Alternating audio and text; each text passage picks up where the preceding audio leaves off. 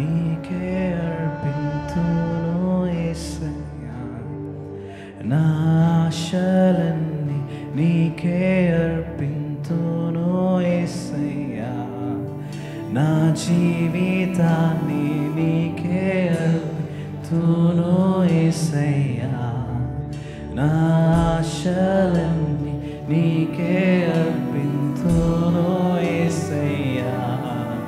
నా జీవితాన్ని నీకే అర్పింతును యేసయ్యా. నా ఆశలన్నీ నీకే అర్పింతును. నా జీవితాన్ని నీకే అర్పింతును యేసయ్యా. నా ఆశలన్నీ నా జీవితాన్ని నా జీవితాన్ని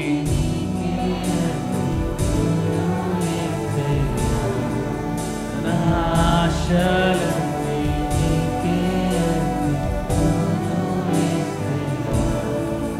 నా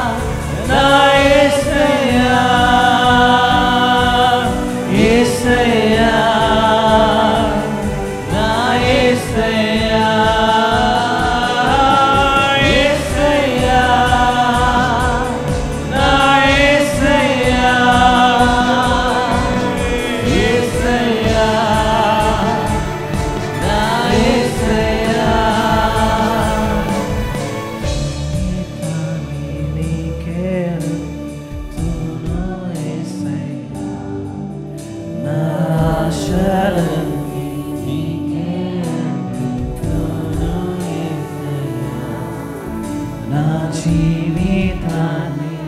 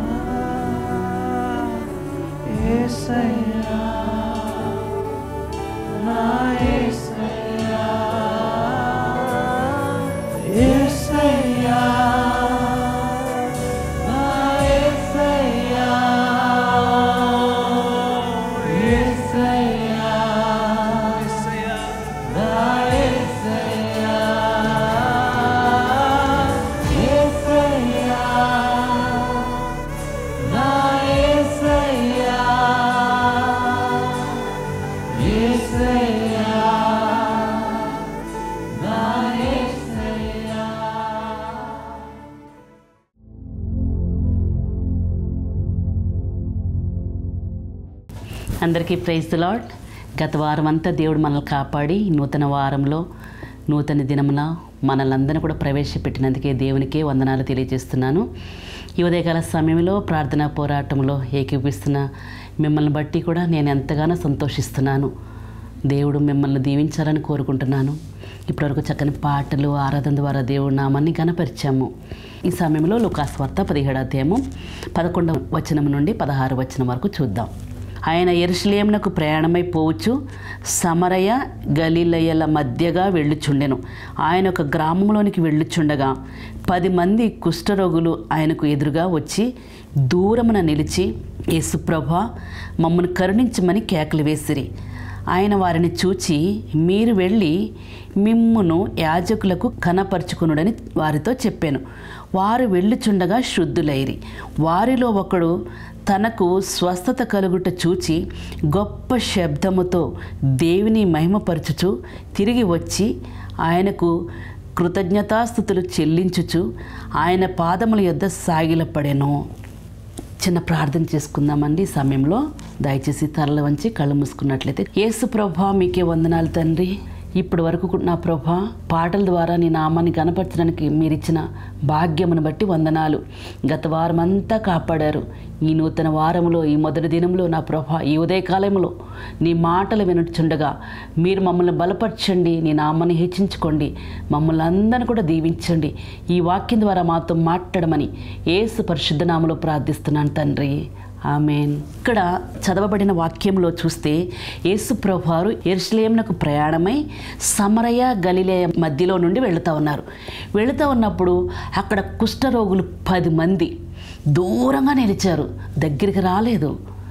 ఎందుకు దగ్గరికి రాలేదు అని అంటే, ఇదివరకు దినాల్లో కుష్ఠరోగులు ఊరికి చివర ఉండేవారు, పాళెముకు వెలుపల వాళ్ళు ఉండేవారు. వాళ్ళని ఎవరు కూడా దగ్గరికి రానిచ్చేవారు. మనుషుల మధ్యలో సంచారం చేయడానికి అస్సలు వీలు లేదు, అది అంటువ్యాధి అని చెప్పి వాళ్ళని చాలా దూరంగా ఉంచేవారు. అయితే ఈరోజు మన ధ్యానాంశం కుష్ఠరోగి. ఈ కుష్ఠరోగులు ఈ 10 మంది కూడా యేసు ప్రభువారు ఆ దారిని వెళుతుంటే దూరంగా నిలబడి యేసు ప్రభువా అని కేకలు వేసి, మమ్మల్ని కరుణించయ్యా, మమ్మల్ని కరుణించే వాళ్ళే లేరు, మమ్మల్ని దగ్గరికి తీసుకున్న వాళ్ళే లేరు, నువ్వన్నా కరుణించవా, నువ్వన్నా కనికరిస్తావా అని వాళ్ళు ఎంతో కేకలు వేస్తూ ఉన్నారు. ఆ కేకలు విన్న యేసు ప్రభువారు అక్కడే ఆగిపోయి ఏమంటున్నారు, మీరు వెళ్ళి యాజకునికి కనపరుచుకోండి అని చెప్పారు. వీళ్ళ కేకలు వేశారు. యేసుక్రీస్తు ప్రభువారు, ఆయన అభిషక్తుడు, ఆయన రక్షకుడు, ఆయన ప్రేమామయుడు, వారి మీద కనికరపడి మీరు వెళ్ళి యాజకులకి మీ శరీరమును కనపరుచుకోండి అని చెప్పారు. ఎప్పుడైతే కనపరుచుకోవడానికి వెళుతున్నారో దారిలోనే స్వస్థత పొందిరి. హల్లెలూయా! ఎంత గొప్ప దేవుడు అండి, ఎంత మంచి దేవుడు. అక్కడ ఏమీ చేయలేదు, వాళ్ళని రమ్మనలేదు, వాళ్ళని పట్టుకోలేదు, వాళ్ళు ఏమీ చేయలేదు. కేవలం మాట మాత్రం ఆయన సెలవిచ్చారు. ఎందుకంటే ఆయన మాట ఇచ్చి నెరవేర్చేవాడు. ఆయన మాట ద్వారా సమస్తాన్ని సృష్టించినవాడు. ఆయన వాక్ ద్వారా, ఆయన మాటలో శక్తి ఉంది. ఆ శక్తి గల మాట ఉపయోగించి ఏం చేశారంటే 10 మందిని కూడా చూచి కనికరపడి, వాళ్ళ కేకలు విని ఆయన కనికరపడి మీరు వెళ్ళి యాజకునికి కనపరుచుకోండి అని చెప్పారు. లూకాసు వార్త 5వ అధ్యాయము 12వ వచనంలో చూస్తే, ఆయన ఒక పట్టణంలోనున్నప్పుడు ఇదిగో కుష్ఠరోగంతో నిండిన ఒక మనుషుడుండెను. వాడు యేసును చూచి సాగిలపడి, ప్రభువా, నీకిష్టమైతే నన్ను శుద్ధినిగా చేయగలవని ఆయనను వేడుకొనేను. అప్పుడు ఆయన చేయి చాపి వానిని ముట్టి, నాకిష్టమే, నువ్వు శుద్ధుడు కమ్మనగానే కుష్ఠరోగము వానిని విడిచెను. హల్లెలూయా! ఇక్కడ చూడండి, ఇక్కడ యెరూషలేము దగ్గర నుంచి యేసు ప్రభువారు వెళతా ఉంటే 10 మంది కుష్ఠరోగులు వచ్చారు. 10 మంది కేకలు విని దేవుడు గొప్ప కార్యం చేశాడు. వాళ్ళు వెళుతుండగానే స్వస్థత పొందారు. ఇక్కడ ఒక కుష్ఠరోగి వస్తున్నాడు, యేసు ప్రభువా, నన్ను కరుణించువా, నీకిష్టమైతే నన్ను శుద్ధినిగా చేయమని అడుగుతున్నప్పుడు యేసు ప్రభువారు, నాకిష్టమే, నువ్వు శుద్ధుడు కమ్మనగానే వెంటనే శుద్ధుడాయను. హల్లెలూయా! మన కేకలు విన్న దేవుడు, మన మొర వినే దేవుడు, మన ప్రార్థన ఆలకించే దేవుడు ఆయన. ఇక్కడ 10 మంది కుష్ఠరోగులు వచ్చారు, స్వస్థత పొందుకున్నారు. ఇక్కడ ఒక కుష్ఠరోగి వచ్చాడు. కుష్ఠరోగి వచ్చి, ప్రభువా, నీకు ఇష్టమైతే అని అడిగాడు. ఎందుకంటే కుష్ఠరోగులను ఇష్టపడేవాళ్ళు కానీ కుష్ఠరోగుల దగ్గర తీసుకునేవాళ్ళు కానీ ఎవరు కూడా లేరు. మదర్ తెరిసా చూడండి, ఆమె ఎంతో త్యాగమూర్తి, ఎంతో దయ చూపించి కుష్ఠరోగుల దగ్గరికి వెళ్ళి వాళ్ళకి ఎంతో సహాయం చేస్తుంది, వాళ్ళ గాయములు కట్టేది, వాళ్ళకి ట్రీట్మెంట్ చేస్తుంది, ఆదరించే స్త్రీగా మదర్ తెరిసా ఉంది. అందుకని ఇప్పటికీ కూడా ఆమెను మనం జ్ఞాపకం చేసుకుంటూనే ఉన్నాం. పిల్లలకు కూడా మనము చెప్తూ ఉంటాం కదా స్టోరీస్, ఆమె జీవితంలో దేవుడు ఏం చేశాడనేది. ఆమె కుష్ఠరోగుల దగ్గరికి వెళ్ళి చక్కగా వాళ్ళని పరామర్శించి వాళ్ళకి ట్రీట్మెంట్ చేస్తూ వైద్యం చేస్తూ ఉండేది. ఇక్కడ యేసు ప్రభువారి దగ్గరికి వచ్చి ఈ కుష్ఠరోగి, నీకు ఇష్టమైతే నన్ను శుద్ధినిగా చేయవా అని అడుగుతున్నాడు. వెంటనే యేసు ప్రభువారు, నాకు ఇష్టమే, నువ్వు శుద్ధుడు కమ్మనగానే వెంటనే కుష్ఠరోగం అతన్ని వదిలిపోయింది. మనం కేకలు వేసినప్పుడు మన కేకలు ఆయన వింటాడు, మన స్వరాన్ని వింటాడు ఆయన. ఎప్పుడు కేకలు వేస్తాం? ఎప్పుడైతే ఆకలి వేస్తుందో అప్పుడు కేకలు వస్తాయి. ఎప్పుడైతే సమస్య వస్తుందో, ఎప్పుడైతే బాధ వస్తుందో, ఎప్పుడైతే గొప్ప విపరీతమైన కష్టంలో, బాధలో, దుఃఖంలో ఉంటావో అప్పుడు కేకలు వస్తాయి. ఇక్కడ ఈ కుష్ఠరోగులు కేకలు వేస్తూ ఉన్నారు. అక్కడ కానాను స్త్రీ వచ్చి కేక వేస్తూ ఉంది, దావీదు కుమారుడా నన్ను కరుణించయ్యా, నా కుమార్తె దెయ్యం పట్టింది అని కేక వేస్తున్నప్పుడు ఆ కేకలు విన్న ఆయన ఆ కుమార్తెకు దెయ్యం నుండి స్వస్థత కలిగింది. దెయ్యపు శక్తుల నుంచి ఆమెను దేవుడు ముట్టి స్వస్థపరిచాడు. కానాను స్త్రీ యొక్క కేకలు విన్నాడు, కుష్ఠరోగి కేకలు విన్నాడు. కేకలు విని దేవుడు గొప్ప కార్యం చేస్తాడు. ఎవరు ఇష్టపడపోయినా దేవుడు నిన్ను నన్ను ఈ ఉదయకాల సమయంలో ఇష్టపడతారు. నన్ను ఇష్టపడేవాళ్ళు, నన్ను ప్రేమించేవారు ఎవరు లేరని బాధపడక్కర్లేదు. మనల్ని ప్రేమించేవాడు ఒక ఆయన ఉన్నారు. ఆయనే నజరేయుడైన యేసు. హల్లెలూయా.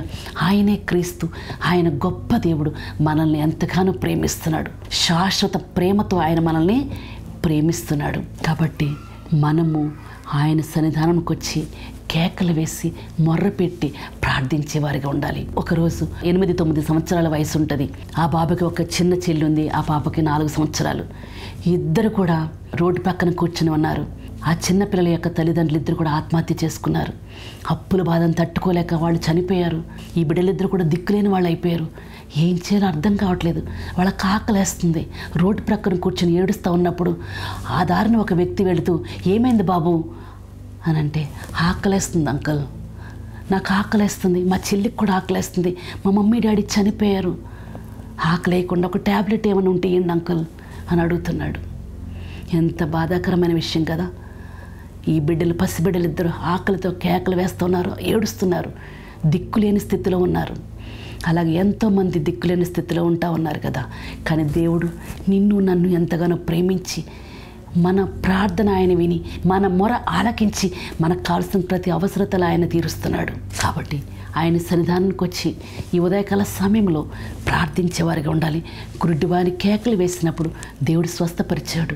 కానాను స్త్రీ కేకలు వేసినప్పుడు ఆమెను దేవుడు చూచి ఆమె మీద కనికరపడి వాళ్ళ కుమార్తెను దెయ్యపు శక్తుల నుంచి విడిపించాడు. లూకాసు వార్త 19:35. ఆయన యెరికో పట్టణంకు సమీపించినప్పుడు ఒక గుడ్డివాడు త్రోవ ప్రక్కన కూర్చుండి భిక్షం అడుగు కొనుచుండెను. జనసమూహము దాటిపోవచ్చున్నట్లు వాడు చప్పుడు విని ఇదేమని అడుగగా వారు నజరేయుడైన యేసు ఈ మార్గంన వెళ్ళుచున్నాడని వానితో చెప్పిరి. అప్పుడు వాడు, యేసు దావీదు కుమారుడా నన్ను కరుణించమని కేకలు వేయగా. ఇక్కడ చూడండి, ముందు చూస్తే కుష్ఠరోగులు కేకలు వేస్తూ ఉన్నారు.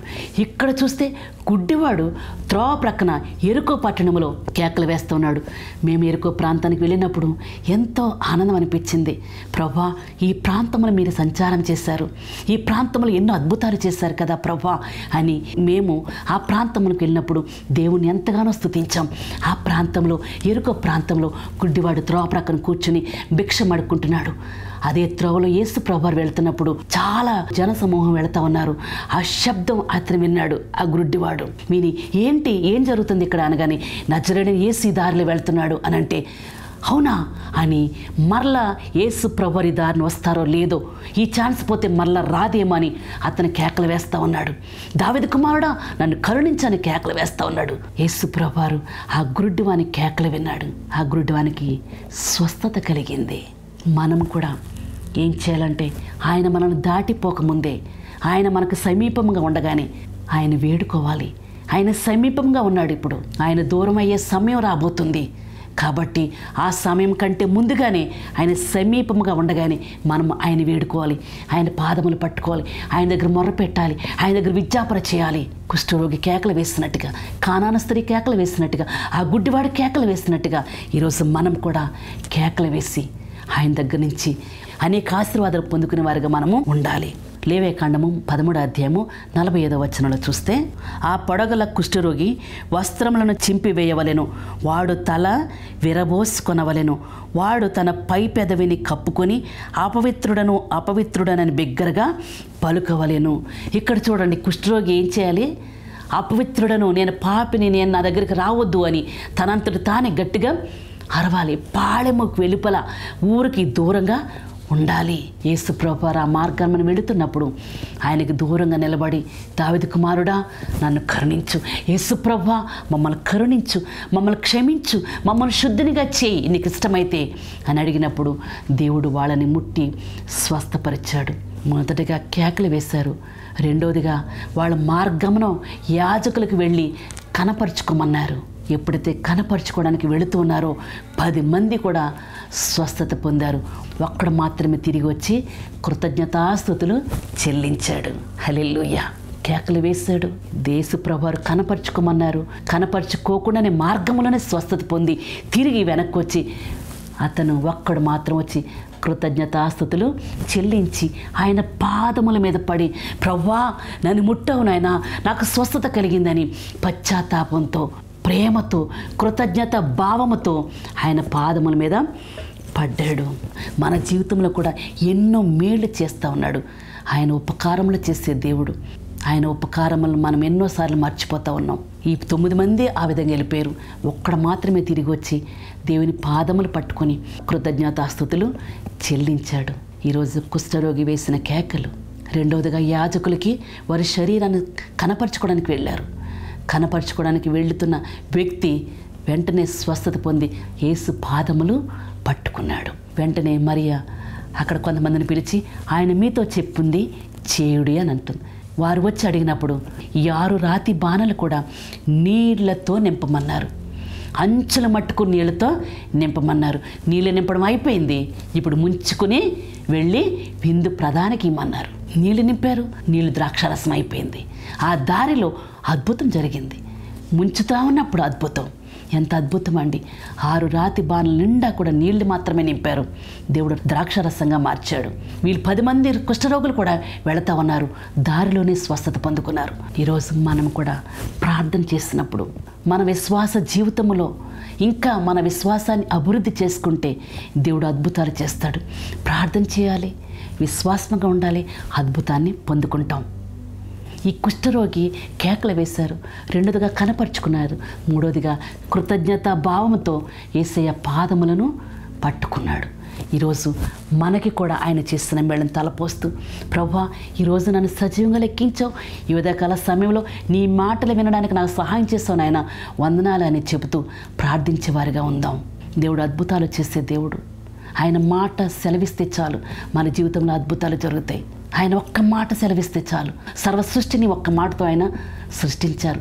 ఆ సృష్టికర్త అయిన దేవుని పాదాలు పట్టుకొని మనకు కావాల్సినవి ఏంటి అని అడిగి ఆయన దగ్గరికి వచ్చినప్పుడు ఆయన మనకి అనుగ్రహిస్తాడు. అలాగా అనుగ్రహించాలంటే మనము కేక వేసేవారిగా ఉండాలి, మొర్ర పెట్టేవారిగా ఉండాలి. ప్రభువా నీ సన్నిధానంలో నేను మొర్ర పెడతాను. కుష్ఠరోగి కేకలు వేశాడు. ఆయన కేకలు మీరు విన్నారు. గుడ్డివాడు కేకలు వేశాడు. ఆయన కేకలు మీరు విన్నారు. కానాను స్త్రీ కేకలు వేసింది. ఆ కేకలు విని మీరు స్వస్థతనిచ్చారు. ఈరోజు నేను కూడా నీ మాట వినడానికి, కానా వివాహంలో అక్కడున్న శిష్యులు నీ మాట విని నీళ్లు మాత్రమే నింపారు. మీరు నీటిని ద్రాక్షరసంగా మార్చారు. నీ మాట వింటే చాలు గొప్ప కార్యాలు జరుగుతాయి. నీ మాట విన్న శిష్యులందరూ కూడా వలలు వేసి విస్తారమైన చేపలు పట్టారు. ఈరోజు మేము కూడా నీ మాట వినడానికి సహాయం చేయడని ప్రార్థన చేసుకుందామా?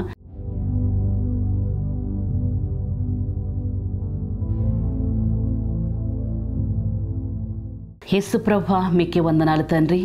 ఈరోజు ఈ వాక్యం ద్వారా మాతో మాట్లాడినందుకే వందనాలు. 10 మంది కుష్ఠరోగులు వచ్చి కేకలు వేసినప్పుడు మీరు ముట్టి స్వస్థపరిచారు. మీరు మాట మాత్రం చెప్పారంతే, వాళ్ళు స్వస్థత పొందుకున్నారు.